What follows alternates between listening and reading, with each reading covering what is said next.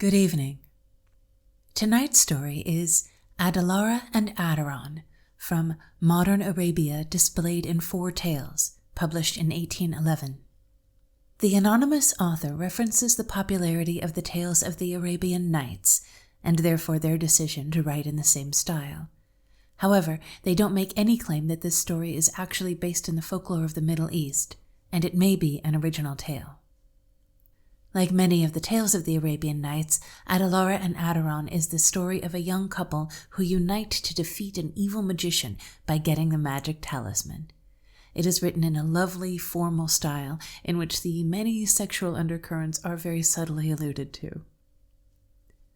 So now, let's open our imaginations and begin.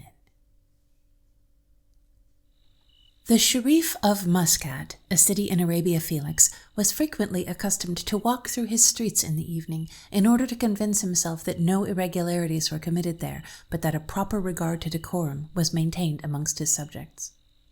In these visits he usually went alone, but was ever provided with a ring, which was an indisputable symbol of his power whenever he wished to make himself known.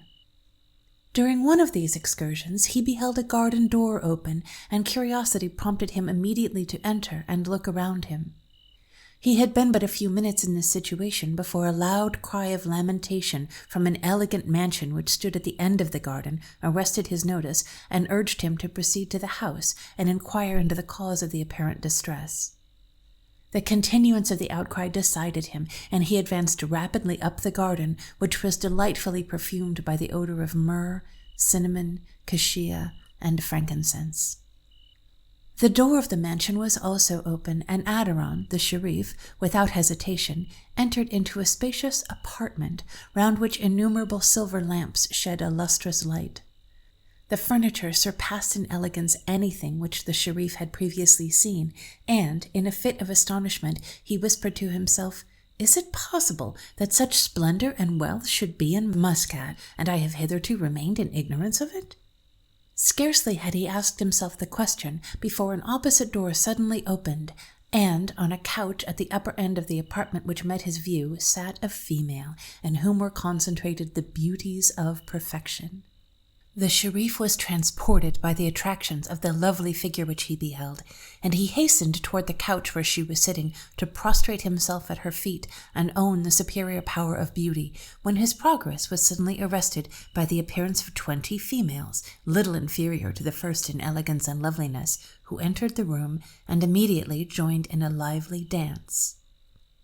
So different was this sight from what the Sharif had expected to behold that he was totally lost in astonishment. Instead of beholding grief, he witnessed the extreme of joy and happiness, and he began to persuade himself that the cry of lamentation couldn't have proceeded from this residence, but that he had been deceived as to the direction from which it had issued. While he stood, hesitating and astonished, one of the damsels approached toward him and inquired the cause of his intrusion. Aderon replied by giving an account of the cry which had assailed his ears and of his adventuring thither in the expectation of discovering its cause. The female who had accosted him returned no answer, but, giving him her hand, led him up the apartment and seated him on the couch near the lady who seemed to preside, and who, in a voice of the most ravishing sweetness, addressed herself to him. "Stranger, whoever thou art that hast intruded here, where no other man has shown his countenance since I have resided here, if thou wishest to remain here during the night, thou canst only gain thy wish by consenting to swear that thou wilt in no way interfere in what thou mayest see passing here, nor relate any circumstance which may come to thy knowledge within these walls." The Sharif readily acceded to the proposed condition and took the required oath. The dancing was resumed for some time, when, at a signal from the mistress, the female suddenly ceased and disappeared.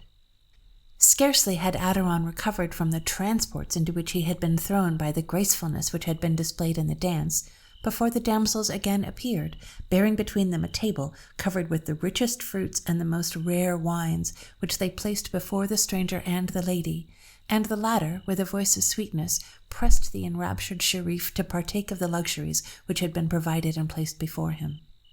Aderon attempted to comply with her request, but he was so filled with gazing upon the charms of his fair hostess that he could scarcely succeed in swallowing a single orange.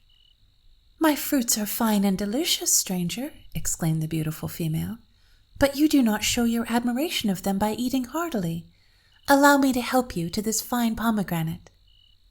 The Sharif bowed, attempted to make a reply, but completely failed, and took the fruit from the hands of her who had already gained as absolute a sway over his heart as he himself possessed over the town of Muscat.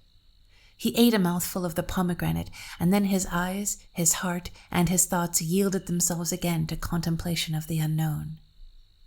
It was now, for the first time, that the Sharif perceived an air of melancholy over the countenance of the mysterious female, which not all the liveliness of the dancers could dispel. The more he gazed, the more was he convinced that he saw correctly, and that some secret cause of anguish lurked in her breast, which it was impossible for him to become acquainted with. He determined, however, to express his suspicions, and to entreat that he might be entrusted with the secret fountain from which her griefs proceeded.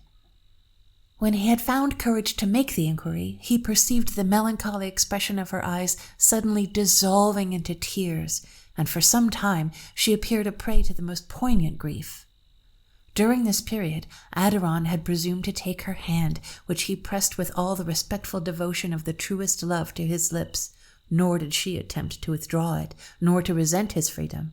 But when she dried up her tears, she made reply, "Stranger, although we are unknown to each other, I think I can confide to you the story of my sufferings, since I see in your eye tokens sufficient of the goodness of your heart. Would that it was in your power to release me from my present imprisonment. How joyfully would I, in return, devote my whole life in endeavoring to repay the obligation." "Angelic creature," returned the enraptured Sharif, who could no longer contain his emotion. "What is to prevent me from this moment hazarding my life to rescue you, if you are detained here contrary to your will? I have great power in the city, and can protect you against any who may attempt to tear you from me, and our happiness in each other will equal the joys of paradise." "Alas, sir," replied the fair one, "unless you have the power to repulse genii and to conquer an able magician, it is in vain that you offer to expose your life for me. Such an attempt would draw upon you certain destruction, and how much will my misery be augmented if I have to add to my crimes that of having caused your death? But I feel a confidence in your honor, and will impart to you the sad secret of my life, which has abounded in misfortune. My father resided at Mecca, and was beloved for his goodness, and courted for his opulence and wisdom. My mother died while I was yet an infant, before I was able to appreciate her value or to lament her loss. Yet my education suffered not through the loss of her who gave me birth, since my father, who saw in me the exact image of his own Adelara, after whom I was called, took the utmost pains to perfect me in every female accomplishment. As I grew up, I was followed by several young men who wished to engross my affections, but there was something in every one which was at issue with my feelings, and I prevailed on my father to reject them all. About this period, a youth came to Mecca who exceeded in elegance of form, beauty of countenance, and opulence all that I had ever seen. He found means to introduce himself into my father's good opinion, and he desired me to look upon Mahomet Mori as the future disposer of my person. I cannot say that I felt any reluctance to comply with the desires of my father, and Mahomet appeared to be in a fair way to happiness, if his happiness was centered in me.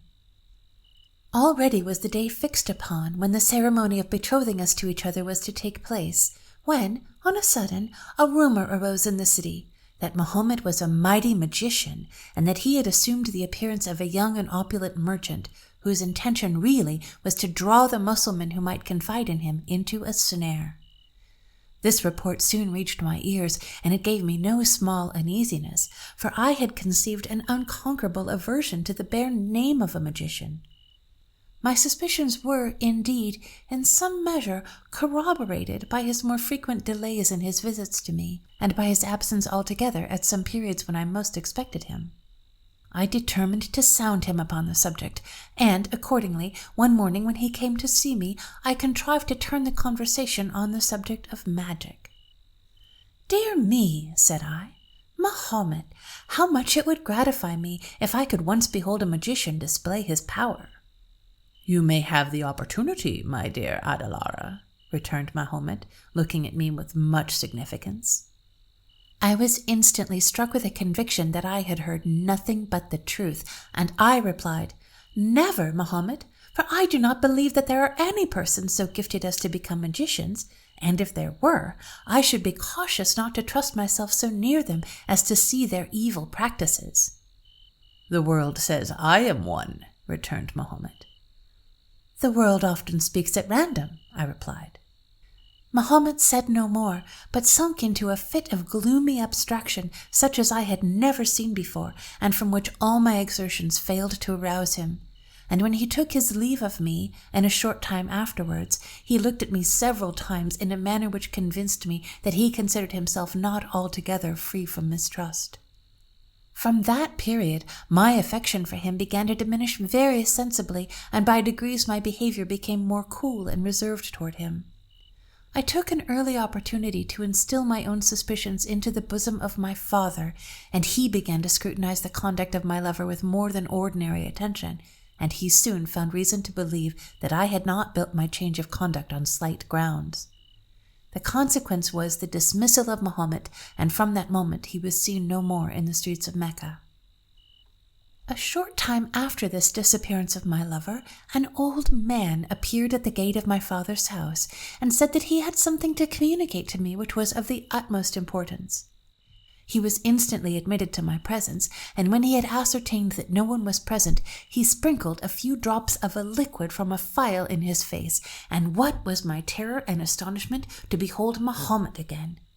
He prevented me from calling assistance by throwing himself on his knees and entreating me to hear what he had to say, and I foolishly consented, when he attributed his scheme to the violence of his passion, declared that he could not live without me, and proposed to me to depart with him in the moment to his dwelling in the mountains of Gibel el-Arid. I was too indignant at his proposal to affect a disposition which I did not feel, and I again attempted to cry out, but he took a potent talisman from his vest and applied it to my mouth, and I instantly felt myself deprived of the power of speech. He had then full opportunity to plead his cause without interruption, but his professions of love were disgustful to my ears when I looked upon him as an unprincipled magician. Yet I thought it prudent to conceal my hatred, and I made signs that if he would remove the spell which tied my tongue, I was disposed to make him a favorable reply. Full of transport, he rushed to comply with my request, but no sooner did I recover the use of my tongue than I set up a loud cry which alarmed my father and the servants, and before Mahomet could recover himself from his surprise, the room was filled with my friends, who seized upon him and were conveying him into the streets to deliver him up to the crier, when, by some means, he contrived to call all his magical spells to his assistance, and escaped from the midst of those who had the custody of him. I was determined no more to place myself in the power of the magician, and, with this view, I gave orders that no one should be admitted into my room but those with whom I was in the habit of intimacy. But alas, my caution was but of little avail. One morning, about a month after my late alarm, my father entered my room with looks of utmost sorrow, followed by a stranger who, he said, had brought him news of the death of his brother at Medina. I was about to reply when I beheld my father struck to the ground by the hand of the stranger, who now appeared as the hateful magician, and before I could summon sufficient presence of mind to call for assistance, he had silenced me by his spells, and after metamorphosing my appearance so that I could not be known, he drew me with irresistible force from my father's house, and, forcing me to mount upon a camel with him, proceeded on his way to this town, where he arrived after a tedious and painful journey of 7 days, during all which time I was compelled to bear the most galling taunts, mingled with threats against my person and menaces of vengeance against my father for his interference on the first attempt which he had made to gain his views. At the close of the 7th evening, I was conveyed into this apartment, and the spell which had hitherto held me in silence was removed. The first use which I made of my speech was to entreat him to restore me to my father, and not to pursue his intention of forcing me to a compliance with his wishes. But I might as well have addressed myself to the stones of the building, or have attempted to impress the savage beasts of the desert with humanity. He laughed at my prayers and made light of my distress, telling me in a sneering voice that I should do well to mold my disposition into a compliance with his wishes. The contempt with which he treated me threw me into a dreadful agitation, which produced a severe indisposition, and for 10 days after my arrival I was unable to raise myself from my couch. The monster, instead of showing any pity for my sufferings, prepared to augment them, and the first thing which assailed my view was a black eunuch who was destined to wait upon me, and in whose features I was able to trace the exact resemblance of my father. I shuddered as the idea rushed across my mind that my father might have fallen a victim to the magic arts of the magician, but my fears were soon converted into the reality of misery when he informed me that I ought to thank him for his kind consideration for my happiness, since he had journeyed to Mecca for the sole purpose of bringing my father to witness my elevation and to attend me in the future. My agony at this moment exceeded the power of expression, and I wondered how it was possible for me to survive the shock I had received. I tried every method in my power to soften the callous heart of the magician, but my efforts were constantly unsuccessful, and I had the misery to behold my father frequently writhing under the strokes of the inhuman wretch who took a malicious pleasure in thus revenging himself for all the insults which he complained of having received from his victim. Allah, however, enabled me to bear up against the blow of adversity, and gave me strength and resolution to defeat every attempt of the diabolical magician against my person. At particular times, I have unbended so far from my customary reserve as to gain from him some of the secrets of his vile arts, and when I have accomplished my purpose, I have suddenly resumed my former coldness and irritated him almost to madness. 3 days since, he was compelled to pay a visit to the tomb of the Sheikh Soleil at Lohia, and as this journey cannot be performed in less than 22 days, I am freed from his presence until the expiration of that period. Before he departed, however, he made a vow that if I did not solemnly engage to keep all mankind from my presence, his wrath should fall heavily upon me when he should return. The nightly correction of my unhappy father is entrusted to a vile wretch whom the magician employs as his gardener, and who takes no less pleasure in executing the commands of his master than if he was avenging insults which he had himself received. It was the lamentations of my parent which attracted your notice, but it proceeded from a building which stands at a different part of the garden, as no men are permitted to enter here. The females whom you have seen endeavoring to amuse me have also received their commission from the vile Mahomet, and will inform him of your visits as soon as he shall return.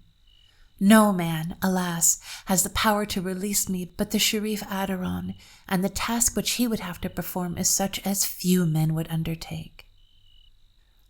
As she concluded, the unhappy Adelara gave vent to a torrent of tears, and, leaning her head on her hand, began to bewail her unhappy destiny in a tone which pierced the bosom of the ravished Sharif and bound still more firmly the bonds of affection around his heart.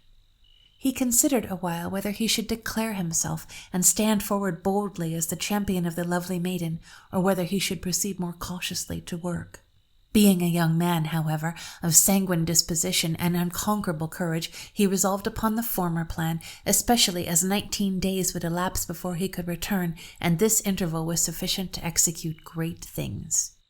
He, accordingly, took the hand of Adelara, and pressing it once more to his lips, exclaimed, "Cheer up, beautiful Adelara, for thy rescue may be nearer than thou hast imagined. In me behold the Sharif Aderon, who is destined to set thee free, and who asks for his reward thy love and thy society through life.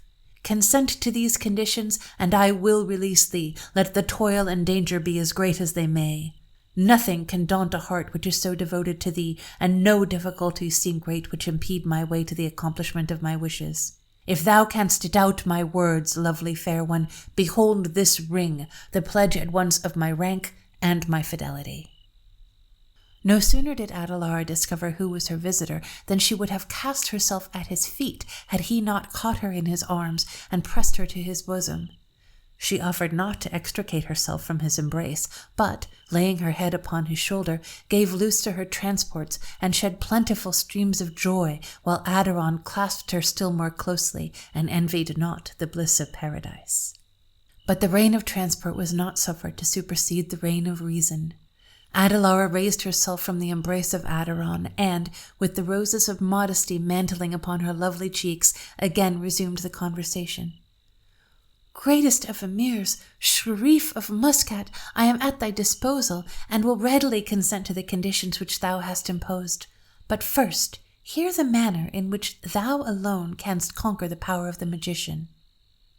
Near the city of Mecca stands the tomb of the Sheikh Shodali.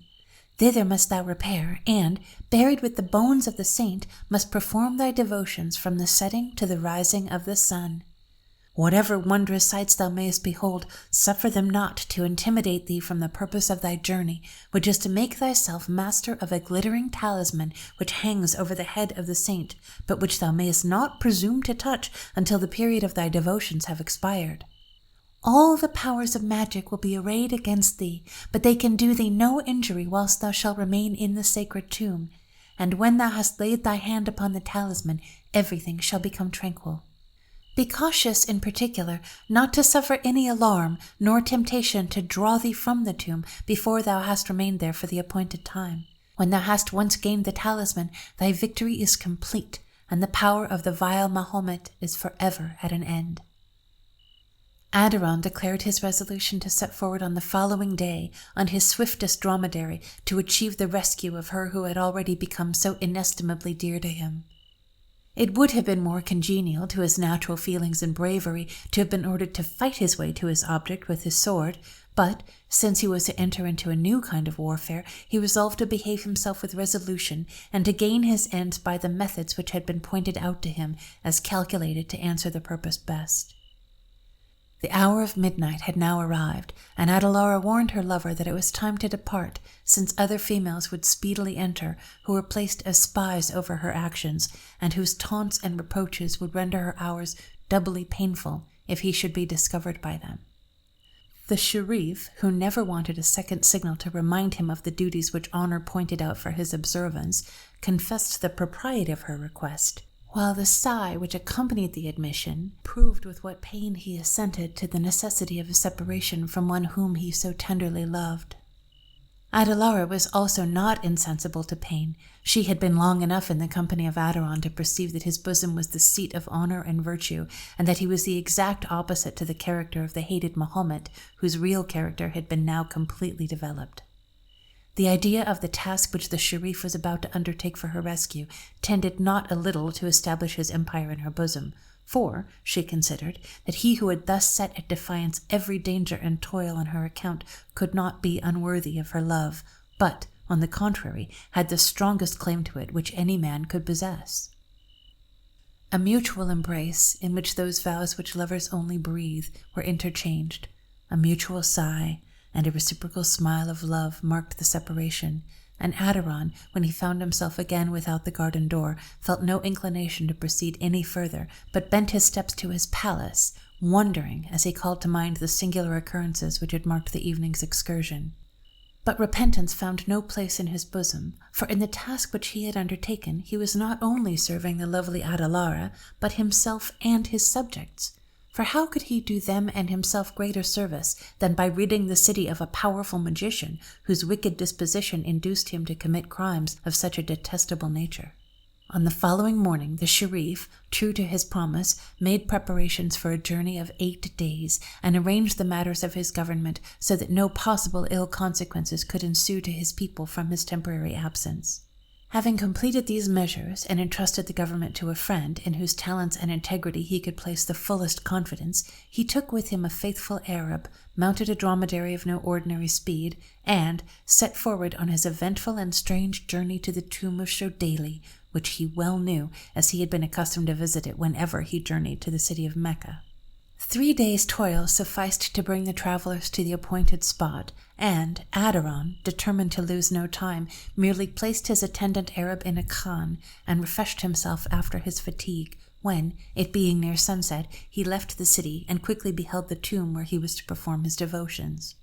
At the mouth of the tomb, however, appeared an object sufficient at once to have daunted a person of less resolution than Aderon. An immense hyena lay basking in a recess close by the entrance, licking its chops and evidently waiting for prey. The Sharif was not to be alarmed by any ferocious animal to desert his purpose, and therefore, instantly drawing his trusty saber, which had been his companion and guard for upwards of 10 years, he rushed forward without waiting for the attack of the ravenous beast, and, boldly pronouncing, "In the name of Shodali!" the brute stayed not a moment, but, turning tail, darted away from his antagonist with the rapidity of lightning. Aderon immediately perceived that the appearance of the monster was merely a magical scheme to prevent him from entering the tomb to pay his homage and secure the talisman. Nothing further seemed to oppose the progress of the Sharif, who boldly entered the repository of the bones of the sainted sheikh. A silver lamp at the head of the coffin and a second at its foot shed a dim luster throughout the gloomy mansion, but the luster was sufficient to discover to Aderon the mystical talisman, the object of his search, which was suspended in the exact situation which Adelara described. His attention was suddenly arrested from viewing it by a tremendous roar near him, and, turning himself around, he beheld a troop of hyenas, wild dogs, panthers, and other wild beasts of the most ferocious description, making towards him open-mouthed and with the utmost expedition from the interior. The Sharif had not commenced his devotions, but, considering it presumptuous to draw his saber in this holy spot, he threw it from him, and, bending on his knees, pronounced in an emphatic and authoritative tone, "In the name of Shodali, interrupt me not!" The monster still continued to advance and to roar, but Aderon was not to be terrified out of his serenity, nor affrighted from the performance of his task. He remained with the utmost composure on his knees, pouring out his devotions, and the wild beasts, though they continued to fill the tomb with their horrid roarings and seemed every moment ready to devour him, injured him not, nor did harm to a hair of his head. After some time, the animals retired into the recesses of the tomb, and the utmost silence prevailed. Aderon continued his devotions with redoubled zeal, for the sun had set, and thick darkness came marching with gigantic strides from the gloomy west. An hour of his labor had passed away. Scarcely, however, had he been a few minutes relieved from the roarings of the beasts before a loud clashing of arms from the interior of the tombs assailed the Sharif's ears. The sound of contention was natural to him, and the warlike alarm for a moment interrupted his devotions. But his recollection instantly returned, and, after his former ejaculation, he continued his prayers. In the meantime, the din of battle increased, and 100 warriors filled the tombs, mingling in promiscuous fight. Their bright sabers glistened in his eyes and were brandished around the head of Aderon, but all their efforts were ineffectual to rouse him from his duty, and, after a time, these discordant sounds gradually died away, and the combatants vanished. The Sharif was not allowed many moments to recover himself before vivid lightnings illuminated and loud thunders shook the solitary abode.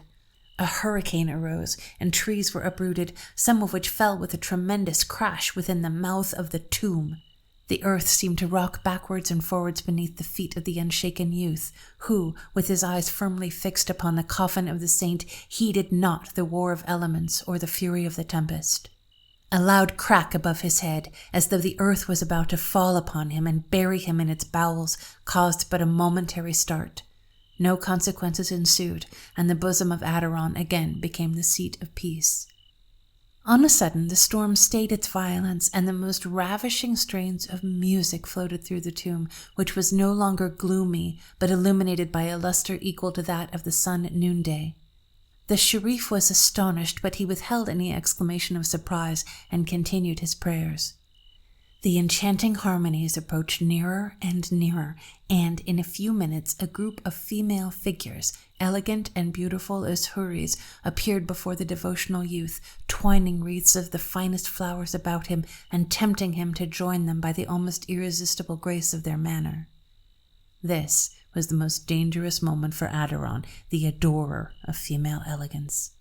He was aware of it and determined to resist. Closing his eyes, therefore, that he might not behold the fascinating objects, he recommenced his devotions with new vigor and lost sight of the temptations which he feared to encounter. Immediately on closing his eyes, the nymphs began to sing in the most melodious tones, and the enraptured Aderon could scarcely refrain from opening his eyes to behold and staying his devotions to hear the warblings of those who surrounded him with their toils. At this critical moment, however, the image of Adelara appeared before the eye of his imagination, and every other form instantly vanished before it. The tumults which had been excited in his bosom all suddenly subsided into the calmness of serenity, and the Sharif instantly opened his eyes, but the temptations had disappeared. 3 hours had elapsed since the midnight reigned, and 3 only remained to be spent before the rising of the sun should terminate his toilsome employment. But those hours passed not without producing new trials and temptations to the fortitude of Aderon. The last and most severe was the appearance of Adelara herself, who advanced with open arms and exposed beauties towards him. For a moment he was deceived, and was about to rise from his knees and clasp the lovely vision, when a groan from the coffin of the saint recalled him to his recollection, and, closing his eyes against the seducing scene, he returned to his duty. At length the rays of the rising sun penetrated the gloomy vault, when the Sharif, overjoyed at the success of his efforts during the night, arose from his knees and advanced to the sacred talisman on which he laid his hands. The moment he had removed it from its situation, a tremendous cry was heard, which pierced the ears of Aderon, and was followed by momentary thunders and lightnings which shook the world and diffused a glaring light through the darkness of the tomb. Its duration, however, was short. The struggle was over, and the reign of magic was ended. Having secured the talisman, the Sharif returned to Mecca, to the great joy of his faithful attendant, who was under great anxiety for the safety of his master. On the same evening they left the city and rested that night at a town 5 miles on their road. The second evening afterwards discovered to Aderon the walls of his own city, and his heart beat quickly as he called to mind how soon he might hope to enjoy the reward of his toil in the possession of the beautiful Adelara. Scarcely had he set foot in the city before he hastened to the house of the magician, and, having entered, he proceeded directly to the apartment of his beloved. But, on his entering it, what was his astonishment to perceive the magician standing over the beautiful female, who vainly on her knees was entreating his mercy, with his saber uplifted as in the very act of annihilating her. The Sharif instantly rushed forward with his own weapon unsheathed, and before the wretch could accomplish his design, by a well-directed and vigorous stroke, Aderon laid the head of the magician at his feet, and the bleeding trunk rolled upon the floor. A scream of joy burst from the astonished Adelara, who had not expected the return of the Sharif for the 2 next days, and her emotion was so violent that she found herself suddenly rescued from the power of her mortal foe, that she could not bear the excess of her transports, but fainted in the arms of her preserver. Her indisposition, however, soon vanished, and when Aderon led her to a couch, and requested her to inform him by what means the magician had returned so long before his intended period, she complied and informed him as follows. By means of his magical spells, Mahomet received information that I had communicated his fatal secret respecting the talisman to someone who was about to proceed to the tomb of Shodali in search of it. And thus, unless the person who had undertaken the daring task could be terrified from carrying it into execution, his power would speedily be at an end, and his life would be made to pay the penalty of his crimes. Alarmed beyond measure, he instantly left Lohia and pushed forward to the tomb of the sainted sheikh where the talisman was deposited. He arrived on the same evening that you did, and was soon concealed in a remote part of the tomb, where he conjured up every terror and deception which his imagination could invent or his magic arts encompass. His power, however, fortunately for you, did not extend to your person, otherwise you would never have returned from the tomb, but by some treachery or another he would have annihilated you, and left your bones to moulder by the side of those of the sainted sheikh. But no sooner did he perceive with what resolution you overcame all his arts, than he glided away from the scene of his defeat and mortification, and instantly recommenced his journey with all possible speed, with a resolution to reach Muscat before you could possibly return, and to take the only method of revenge which remained, by putting me to death, who was the cause of all his misfortunes. Your timely arrival has frustrated his sanguinary intention, and, praised be Allah, the monster fell a just victim to his own crimes. The moment that you seized upon the talisman at sunrise, the magic power of Mahomet entirely ceased. A loud peal of thunder shook this mansion. All the maidens who had hitherto attended me, and the elegance which had surrounded me, suddenly vanished, and my poor father resumed his proper shape and ran to embrace his happy daughter. Adelara ceased, and the Sharif, taking her once more in his arms, embraced her with redoubled tenderness, and, taking her by the hand, led her forth from the mansion of the magician to his own palace, and the marriage of the Sharif and his beloved was speedily celebrated throughout the city of Muscat. Her father was raised to a post of honor, and Adelara blessed the evening which had drawn Aderon to the place of her confinement.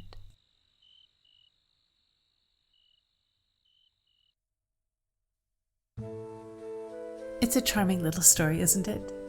I do like how elegantly it's written, and I think it's cute and funny how these characters speak so formally to each other, even as they're practically making out.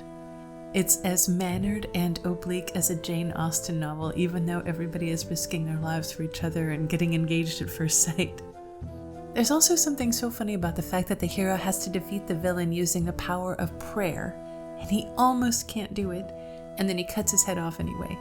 The whole point of the trial in the tomb wasn't really about getting the talisman in order to defeat the magician. It was just about proving his worthiness to get the girl. This story is often attributed to J. Harris because it's the only name on the title page, but it's also clear on the title page that J. Harris is the publisher, not the author. John Harris was, in fact, a well-known publisher and retailer of children's books, and he had several hundred books in his catalog by the time this one was published. The author, as I mentioned at the beginning, wrote a brief preface referencing the Arabian Nights, but their name doesn't appear anywhere in the volume, and the book doesn't seem to have been successful enough for people to have done more research and find out who wrote this book. The translation and publication history of the Arabian Nights is far too lengthy to get into. The short version is that the Arabian Nights isn't really a story, it's an ever-changing folklore collection that began in Persia, probably with some influence from India. The first documented reference of something called the Thousand Stories appears in the 10th century as an Arabic translation of a Persian text. However, as happens with every single edition of the thousands of versions of these stories, it only contained about 200 stories because the translator claimed that most of them weren't any good. And on it would go for centuries, this disputed collection of 1,000 stories.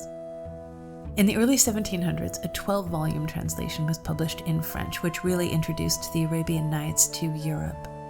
It was immediately wildly popular, and an abridged translation was produced in English shortly afterward.